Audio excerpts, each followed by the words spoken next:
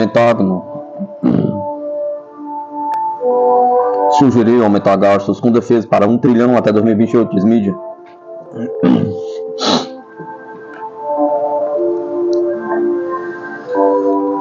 O chefe do Departamento de Defesa dos Estados Unidos, Lloyd Austin, recomendou ao governo um plano para aumentar os gastos com defesa que poderiam ultrapassar 1 trilhão no ano fiscal de 2028, informa a Bloomberg. O artigo cita uma carta divulgada anteriormente, em 27 de novembro, ao Escritório de Gestão e Orçamento, em que Austin sugeriu ao governo dos Estados Unidos deixar um plano de defesa de 5 anos para a administração do presidente eleito Donald Trump.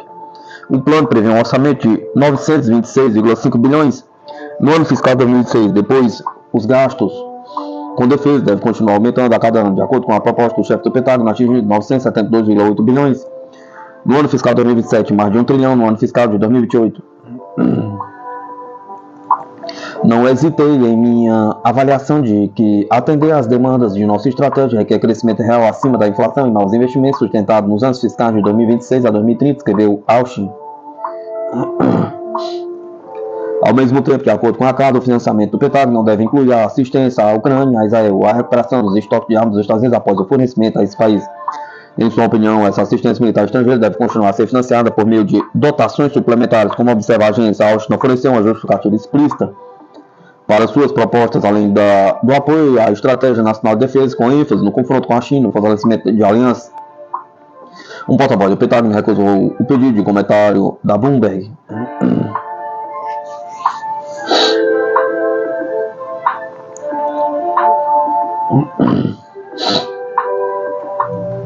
Mídia destaca equipamento militar que abre uma nova fase do conflito na Ucrânia. O uso cada vez mais frequente de drones com controle por fibra óptica está abrindo uma nova fase de confronto na Ucrânia, escreve a revista americana Newsweek. A guerra de drones entre a Rússia e a Ucrânia está entrando em uma nova fase. Os drones de fibra óptica estão aparecendo cada vez mais nos últimos meses como uma das principais soluções contra os meios de guerra eletrônica, refere o artigo.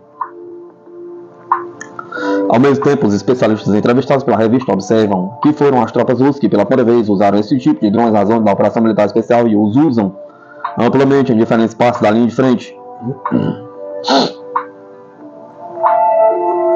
Entre as principais vantagens de drones de fibra óptica destacam-se o fato de praticamente não poderem ser interceptados sob sua invisibilidade para os meios de detecção e também uma imagem mais nítida das câmeras desse drone. De acordo com os especialistas, os drones de fibra óptica devem se tornar mais populares ao longo de 2025, conclui o artigo.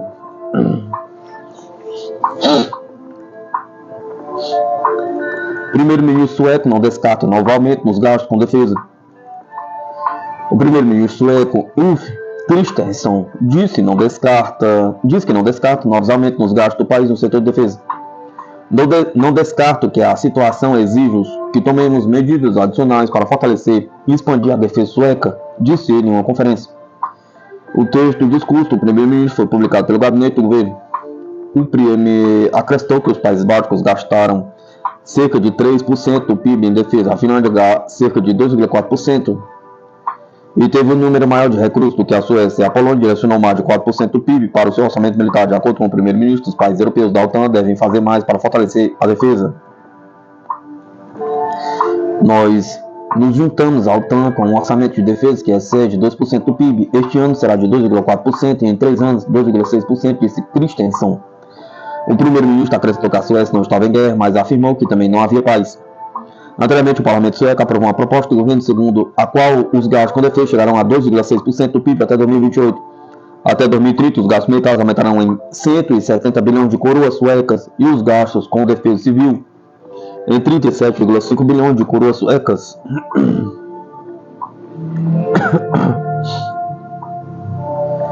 No período de 2025 a 2030, o Ministério da Defesa sueca planeja direcionar uma parte significativa de seus recursos para reparar, modificar e estender a vida útil dos equipamentos existentes, repouso de estoques de munição, sistema de defesa aérea e suprimentos. O aumento dos gastos dos países europeus com a OTAN tem sido pauta recorrente para os membros do bloco. Em dezembro passado, durante o coletivo de imprensa, Mark Rutte, secretário-geral da OTAN, voltou a falar sobre a necessidade dos países membros do bloco aumentarem o investimento para os próximos anos. Alguns chefes de Estado, como o caso de Oliver Scholz da Alemanha, têm se mostrado contrários a estas exigências da Aliança Atlântica.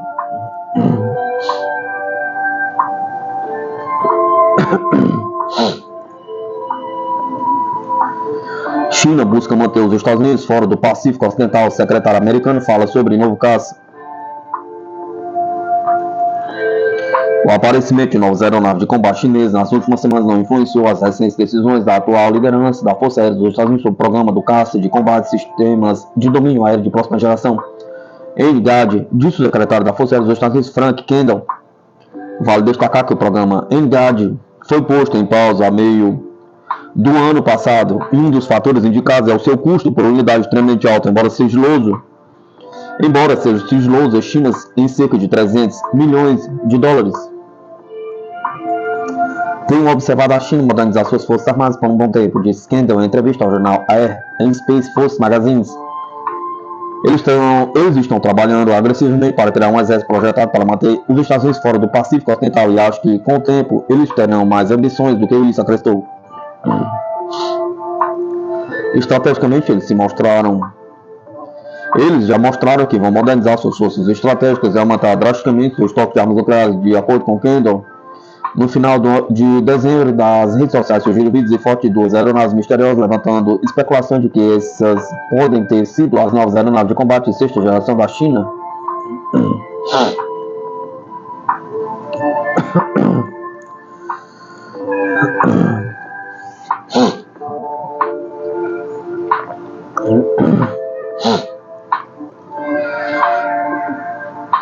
AUKUS defeituoso e afundando, por Dr. Binoy Kampmark. Um acordo natimorto tratado como se estivesse vivo e próspero, um entendimento celebrado como consensual e igualitário. O acordo de segurança AUKUS entre a Austrália, Inglaterra e os Estados Unidos, prevendo a transferência e construção de submarinos movidos à energia nuclear para a Marinha Real Australiana, continua operando de forma aleatória.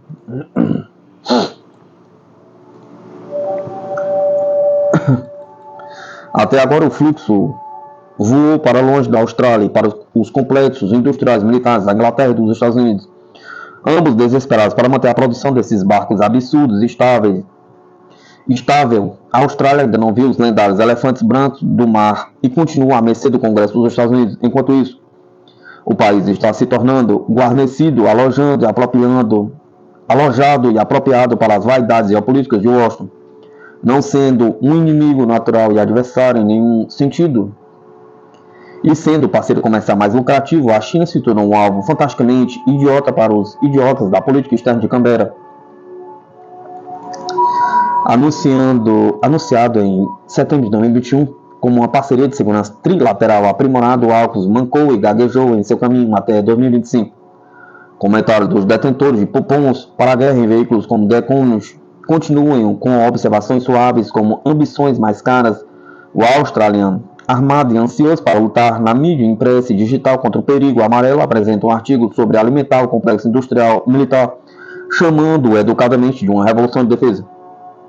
O 1945 se apega à ideia de que a modernização naval da Austrália é central nesse esforço, embora nunca mencione o beneficiário óbvio. Em duas palavras, não a Austrália. No entanto, o AUKUS permite uma integração mais ampla de avanços tecnológicos em suas parcerias e tão necessária a modernização da Marinha Australiana.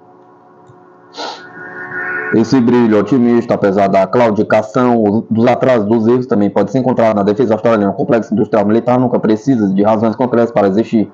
É uma criatura por si só. Empresas globais estão fazendo parcerias com entidades sediadas na Austrália em uma tentativa de se posicionar para contratos lucrativos de submarinos AUKUS, apesar das reformas legais necessárias para progredir.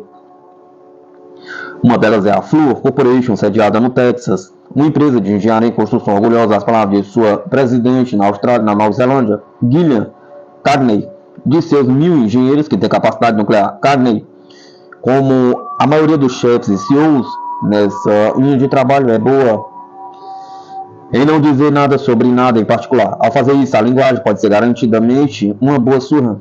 Temos essa experiência e capacidade que apoiaremos a Joe Ventre para trazer à tona e garantir que estamos trazendo o melhor da categoria globalmente.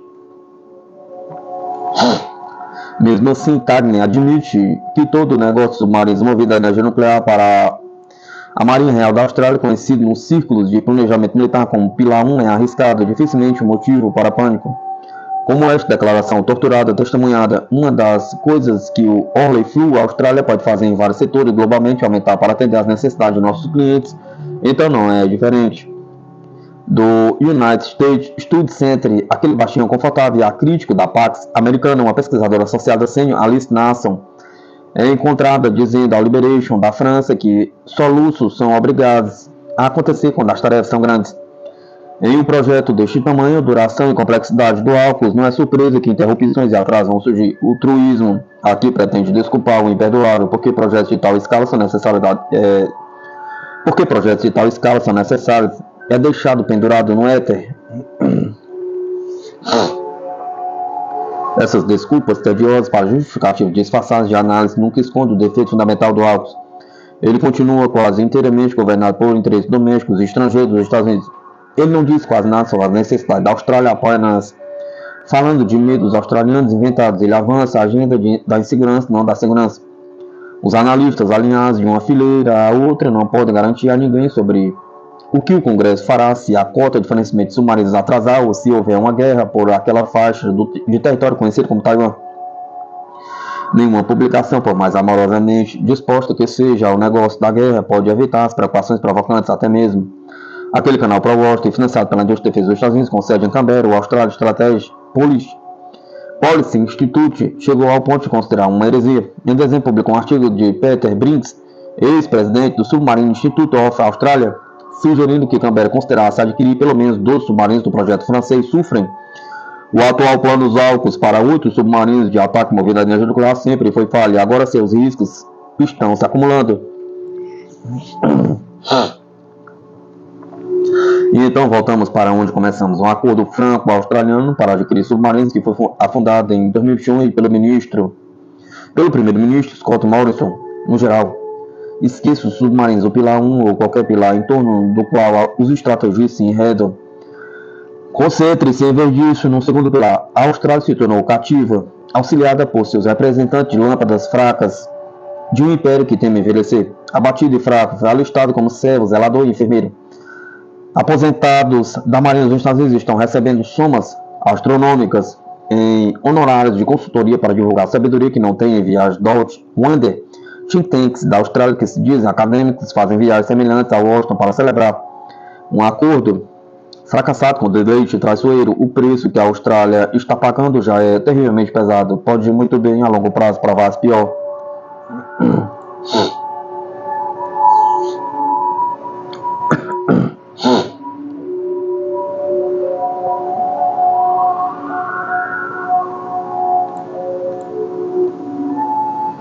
O impressionante avanço do H-20, o bombardeiro da Força Aérea Chinesa, que promete ameaçar Taiwan, os Estados Unidos e o equilíbrio de poder no Indo-Pacífico. O H-20, novo bombardeiro estratégico da Força Aérea de Libertação do Exército de Libertação Popular da China, tem chamado a atenção de especialistas em defesa por suas capacidades avançadas semelhantes, marcantes com o modelo norte-americano B-2 Spirit, desenvolvido para reforçar a tríade nuclear chinesa. O H-20 pode alterar o equilíbrio militar na região do Indo-Pacífico, consolidando a posição de Pequim como uma potência global em aviação militar. Com um design de asa voadora que prioriza a furtividade, o H-20 promete escapar de sistemas de defesa avançados, carregando um arsenal variado que inclui armas nucleares, mísseis de cruzeiro e armamentos antinavio. Segundo fontes chinesas, o bombardeio tem capacidade de atingir alvos estratégicos como Taiwan, Guam e outras bases americanas na região. Apesar de ainda não estar operacional, o H-20 é visto como divisor de água. Suas especificações impressão um alcance estimado de 12.800 km e carga útil de até 40 toneladas. Isso permite que o bombardeiro cubra vastas áreas do Indo-Pacífico e execute ataques devastadores contra alvos críticos. O desenvolvimento do H-20 remonta a pelo menos 2016, mas informações sobre o projeto começaram a surgir com mais frequência em 2021. Imagens divulgadas na capa da revista chinesa Modern Waypoint evidenciam sua semelhança com o B-2 americano, levando analistas a suspeitar que o design tenha sido inspirado ou até copiado do modelo da Força Aérea dos Estados Unidos. Além disso, a declaração recente do tenente-general Wang Wei durante o 14º Congresso Nacional do Povo indicam que o bombardeiro está próximo de sua fase operacional. Wei afirmou que o programa do H-20 não enfrenta atraso ao custo adicional, sugerindo um programa bem estruturado e alto investimento. Embora a China alegue que o H-20 tenha fins defensivos, especialistas apontam que o avião pode ser usado em ataques ofensivos, especialmente contra os em Taiwan e bases americanas no Pacífico. Essa capacidade tem alarmado os Estados Unidos, que correm para acelerar a produção de seu próprio bombardeiro Chit, o B-21 Raiden. A introdução do H-20 reforça a estratégia de dissuasão nuclear da China, complementando suas forças de mísseis balísticos intercontinentais e submarinos de lançamento de mísseis. Essa tríade é vista como essencial para garantir a segurança do país e aumentar sua influência global. Com aproximadamente 500 ogivas nucleares em seu arsenal, Pequim tem buscado alcançar a paridade com os Estados Unidos. O H-20 desempenha um papel crucial nesse objetivo, oferecendo uma plataforma versátil e difícil de detectar, capaz de operar em diversos cenários de combate. Além de sua carga nuclear, o H-20 também pode transportar mísseis de cruzeiro para ataques convencionais. Isso amplia seu espectro de atuação, permitindo que a China projete poder, além de seus fronteiras, e imponha desafios significativos às forças americanas e aliadas na região. O alcance e a furtividade do H-20 o tornam uma ameaça séria para uma que não possui sistema de defesa avançado suficiente para detectá-lo ou interceptá-lo. Especialistas apontam que o bombardeiro chinês poderia neutralizar rapidamente instalações estratégicas taiwanesas como radares e sistemas antiaéreos no início do conflito. Além disso, as bases americanas em Guam, no Japão, estão dentro do alcance do H-20. Em um eventual confronto, o bombardeiro poderia desferir ataques contra instalações militares e frotas navais, dificultando a resposta efetiva dos Estados Unidos. O H-20 também é projetado para carregar mísseis anti-navio, aumentando sua letalidade contra porta-aviões americanos. Isso representa um novo desafio para a Marinha dos Estados Unidos, que já enfrenta dificuldades em manter sua superioridade naval no Pacífico. Embora a China esteja rapidamente modernizando suas forças armadas, especialistas destacam que o país ainda carece de experiência em combate real. No entanto, exercícios regulares em incursões perto de Taiwan podem reduzir essa desvantagem, permitindo que os pilotos chineses ganhem proficiência operacional. O H-20 simboliza a ambição de Pequim em alcançar uma paridade militar com Washington. Sua introdução no arsenal chinês marca um novo capítulo da corrida armamentista global, elevando as tensões do Indo-Pacífico e desafiando os Estados Unidos a acelerar sua própria inovação tecnológica. Com o H-20 quase pronto para voar, equilíbrio de poder na região entra em uma nova fase. A comunidade internacional observa com atenção enquanto a China redefine os limites de sua força aérea e projeta sua influência militar global.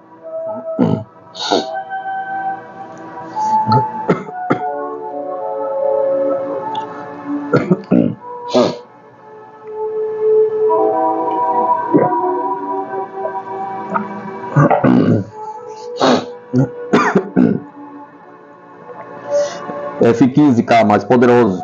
Força Aérea da Coreia do Sul dá um salto tecnológico com a modernização dos carros F-15K, investindo 3 bilhões em sistemas avançados para fortalecer a defesa militar.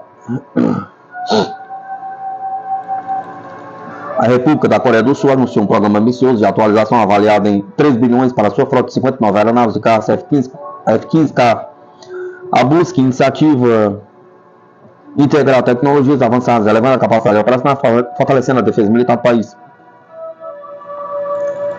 O projeto, aprovado no final de dezembro de 2024, inclui melhorias em sistemas aviônicos, treinamento especializado e suporte logístico, posicionando a Força Aérea da República da Coreia do Sul como uma força estratégica em resposta a ameaças modernas.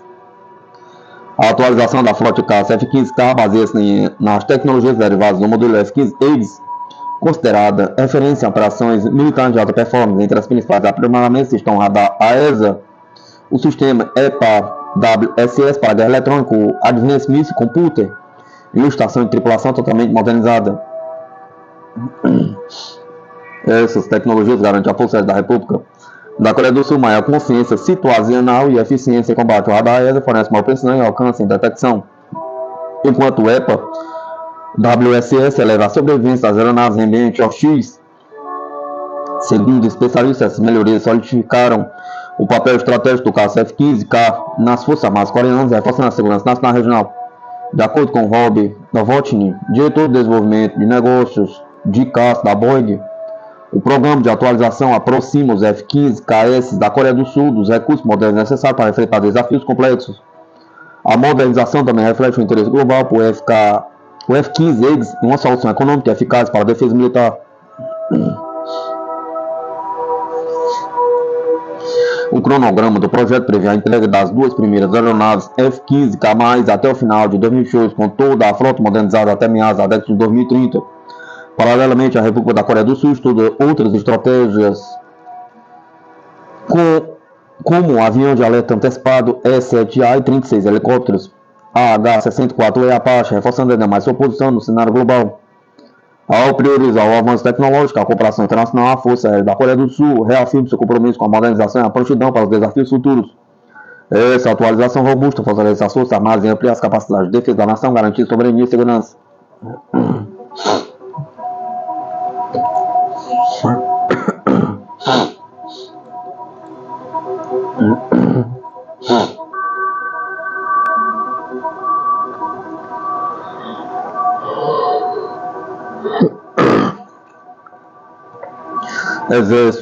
Exércitos de Brasil e Estados Unidos miram munição inteligente letal de longo alcance calibre 120 mm.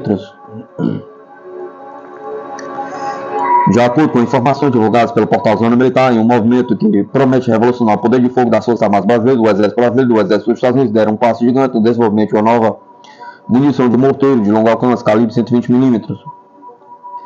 Em reuniões realizadas no Arsenal de Guerra do Rio de Janeiro, as equipes técnicas dos dois países finalizaram o planejamento detalhado da produção de componentes metálicos e explosivos para essa munição de alta precisão, além de estabelecer os protocolos para testes rigorosos.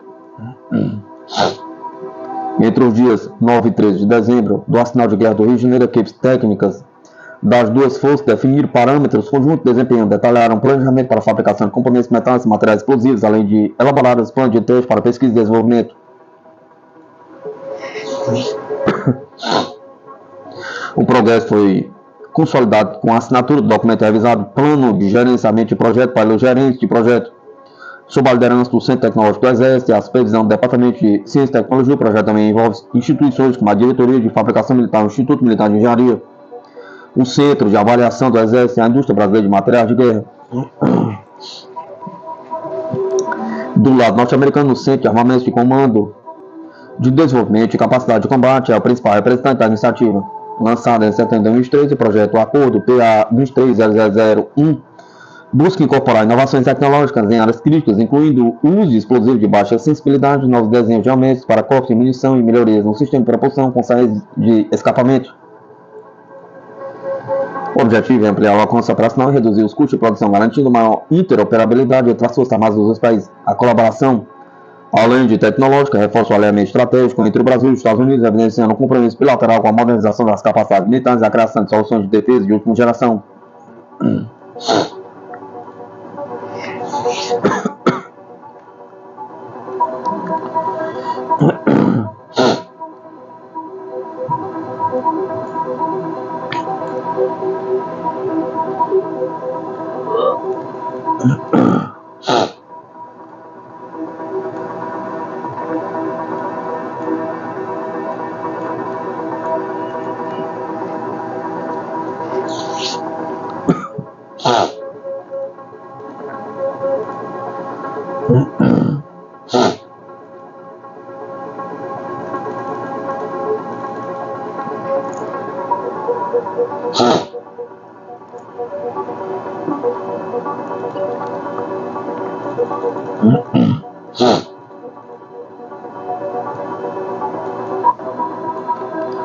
A Marinha dos Estados Unidos está se armando até os dentes. Contratos que somam quase $1 bilhão foram destinados à fabricação do míssil para navios mais modernos conhecidos até hoje, o SM-6. A Raytheon conseguiu um contrato substancial do Departamento de Defesa dos Estados Unidos, avaliado em $333 milhões. Entre este contrato de preço fixo e custo mais honorários fixos, foca na produção em larga escala do míssil Standard Missile-6 SM-6, no fornecimento de peças de reposição necessárias no papel do agente de design de munição. O SM-6, um míssil versátil altamente avançado, é um componente crítico da estratégia de defesa em camadas da Marinha dos Estados Unidos. Esse contrato inclui opções que, se exercidas, podem aumentar significativamente o valor acumulado para a impressionante soma de $908.144,803. Um investimento tão substancial ressalta a importância do SM-6 para manter e melhorar as capacidades defensivas e ofensivas da Marinha Americana. O SM-6 é conhecido por sua funcionalidade multifuncional, capaz de atacar aviões inimigas, mísseis de cruzeiro e mísseis balísticos, o que o torna um ativo essencial tanto em ataques ofensivos quanto em operações defensivas. A capacidade do SM-6 de operar além do horizonte e de se adaptar a diversas ameaças continua sendo um pilar fundamental do Exército, do Arsenal da Marinha dos Estados Unidos. Este contrato não apenas cobra a produção dos mísseis, mas também garante fornecimento constante e preço de reposição, algo vital para manter a prontidão operacional e minimizar o tempo de inatividade da frota marinha. O papel da Reitor como agente de design destaca a responsabilidade da empresa de supervisionar o design do míssil e qualquer possível atualização ou modificação necessária para enfrentar ameaças emergentes ou se integrar às novas plataformas. Este aspecto do contrato garante que o SM-6 permanece na vanguarda da tecnologia de míssil e continua atendendo às demandas em constante evolução da guerra moderna.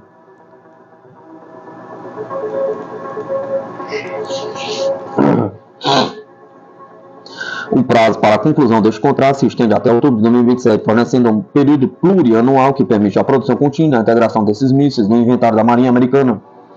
O prazo estendido também facilita o possível exercício de opções adicionais, o que reforça ainda mais as capacidades da Marinha. Este contrato reflete um compromisso contínuo com o fortalecimento da postura de defesa da Marinha dos Estados Unidos por meio de tecnologia avançada, caseira e suprimentos confiáveis.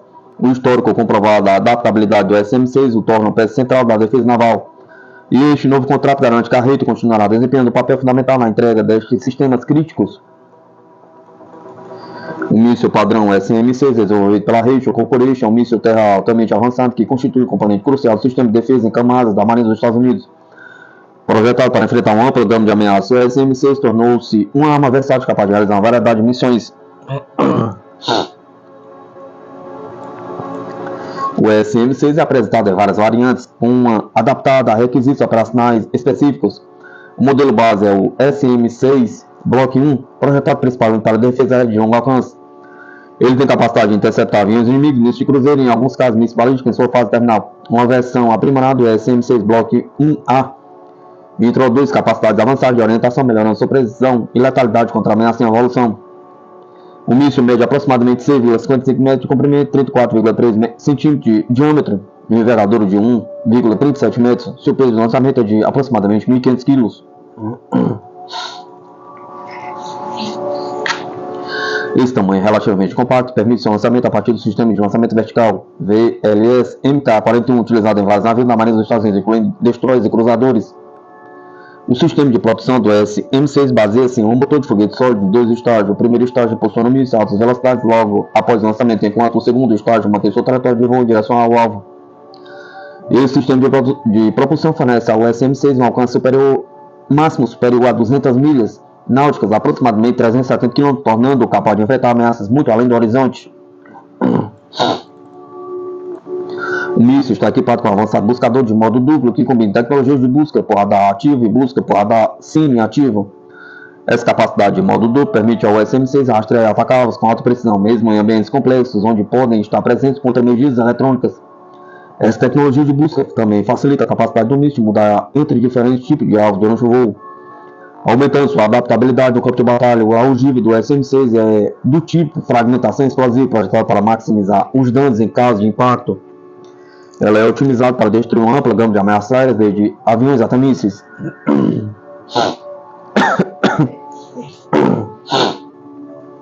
A capacidade do míssil de atacar algivos de mísseis balísticos em sua fase terminal amplia ainda mais sua utilidade, tornando um ator-chave nas estratégias integradas de defesa aérea de mísseis. Em termos operacionais, o SM-6 oferece múltiplas capacidades, além de defesa aérea tradicional. Seu longo alcance e sua capacidade de orientação avançada permite realizar operações de ataque a partir do mar contra alvos de superfície, ampliando de forma efetiva o alcance ofensivo dos navios da Marinha. Além disso, suas capacidades de interceptação em alta velocidade e grande altitude o tornam adequado para enfrentar ameaças de alto valor, como aviões inimigos que tentam evitar a detecção. O SM-6 é totalmente conectado em rede, o que significa que pode receber dados de alvos de outros sensores dentro do sistema de capacidade de engajamento corporativo da Marinha Americana.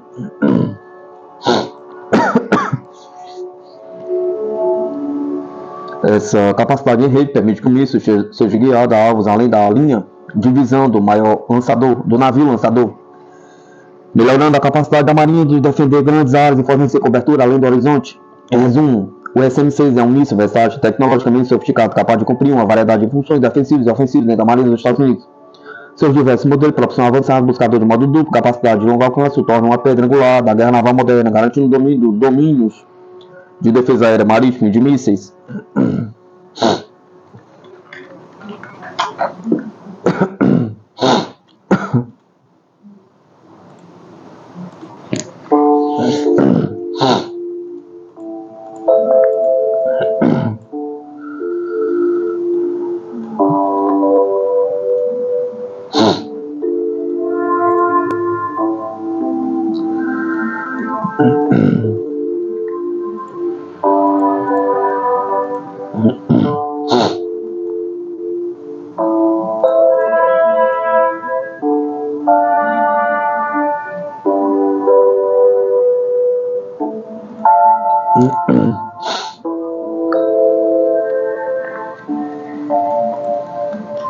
Segurança será prioridade da parceria estratégica abrangente entre a Rússia e o Irã, opinião analista. O presidente iraniano Masoud Pezeshkian tem encontro marcado com o presidente russo Vladimir Putin em Moscou no próximo dia 17 de janeiro. Na agenda está a assinatura do Tratado de Parceria Estratégica abrangente entre os dois países. A assinatura eminente do Tratado de Parceria entre a Rússia e o Irã destaca o fato de que esses dois países têm muito em comum, incluindo inimigos. Disse o professor Fouad Izad, do Departamento de Estudos Americanos da Universidade de Teherã.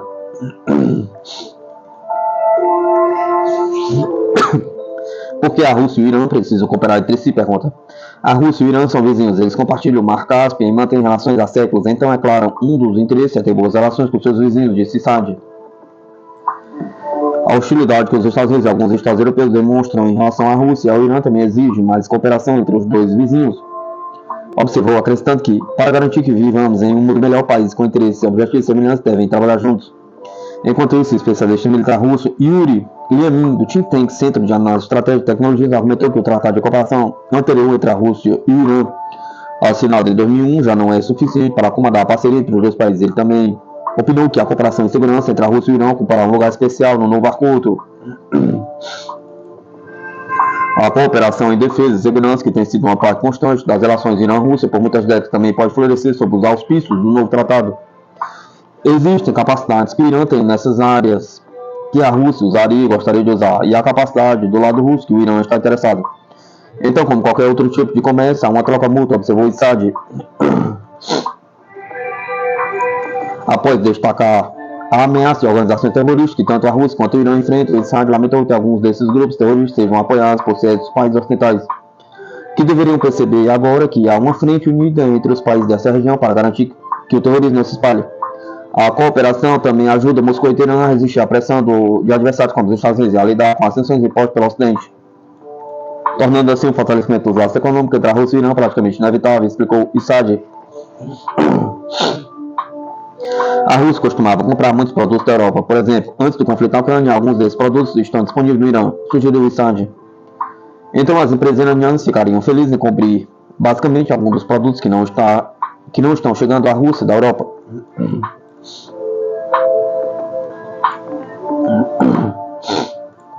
Izad apontou que as perspectivas de uma cooperação mais profunda entre a Rússia e o Irã no setor espacial, uma área onde a Rússia possui tecnologia mais avançada do que o Irã. Yamin fez uma avaliação semelhante, observando que o Irã estaria interessado na colossal experiência da Rússia nessa área, assim como na assistência de Moscou no lançamento de satélites iranianos em órbita.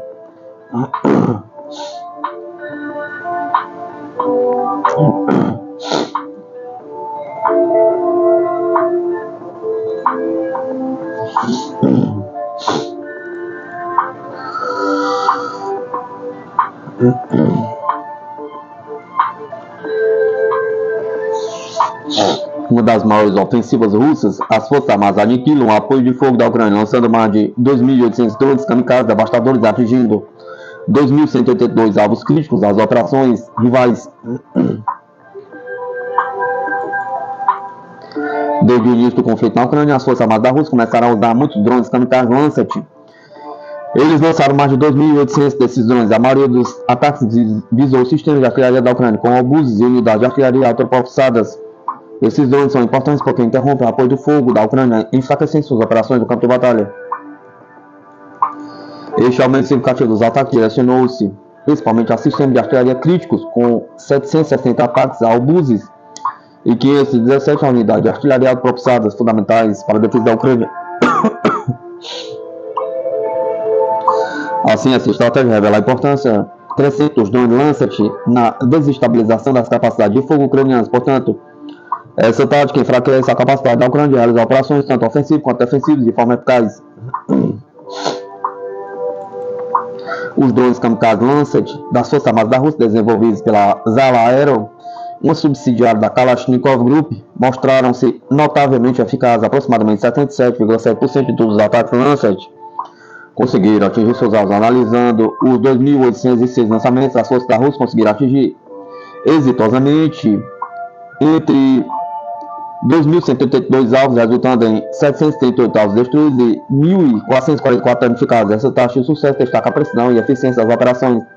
Contudo, 417 dos ataques não atingiram os alvos, ressaltando Os desafios enfrentados na dinâmica de combate complexas.